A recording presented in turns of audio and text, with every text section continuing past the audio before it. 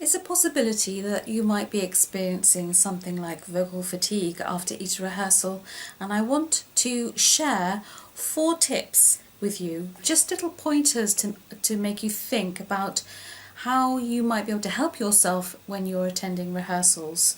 Okay, number 1 is, do you think about your posture when you're sitting in your chair at rehearsal? It's so easy to slip into those bad habits, crossing your legs, sitting too comfortably in the chair.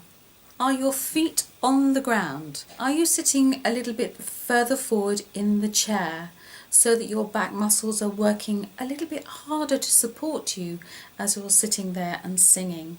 What you're after is a feeling of a sense of balance, so that you're not sitting with a rounded back and maybe your chin slightly forward, and therefore creating more tension around your vocal equipment. So that's tip number 1. Think about your posture.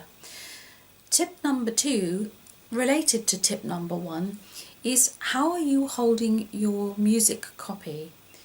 Are you one of these people who tends to hold the music far too low so that every time you have to refer to it, you have to dip your head right down?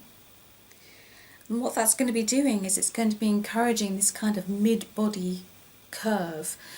So if at all possible, thinking about your posture should mean that you'll want to elevate the point at which you hold your music, so that you can look down at the piece of music, the copy, and just look up to the choir master or the person conducting the rehearsal. That's really important too. But you might find that if it's a heavy volume or you've got lots of music to be looking at, that your arm gets tired. We'll simply swap over quite regularly so that you don't get tension that creeps up into your shoulders. So tip number 2. Tip number 3 is, how loudly are you singing when you're at rehearsal? Is there a temptation for you to sing louder than the 2 people sitting either side of you? Do you feel more secure if you can hear yourself singing? Well, did you know that it's not always essential for you to be able to hear yourself singing? It's a bit of an indication that maybe you're pushing your voice too much because you need to hear yourself.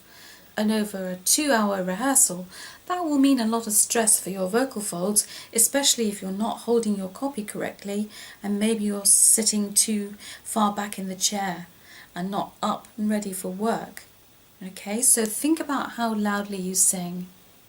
Of course, you must respond to what the choir master is asking, but also there has to be some sort of, you have to temper that to know that you're not over-singing and overusing your instrument. Okay, and the 4th one is to do with drinking water at rehearsals. Be careful, because your vocal folds, your vocal equipment, those 2 little vocal folds that come together to make your sound, actually do need a certain level of natural mucus to cover them, to keep them in a nice healthy condition.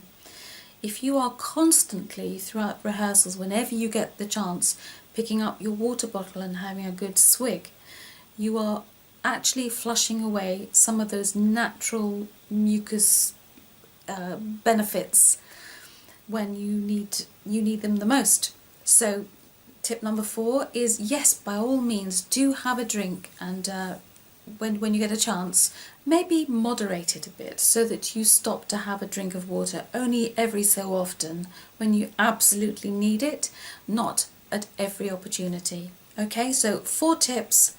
Watch your posture, think about how your body is working.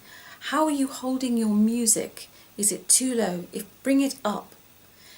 Number 3, don't sing too loudly because you'll just be tiring your voice. And number 4 is, don't drink too much water when you're at rehearsals, because you don't want to thin down that mucus that's actually protecting your vocal folds whilst you're trying to use them. Okay, so happy singing and look after that equipment.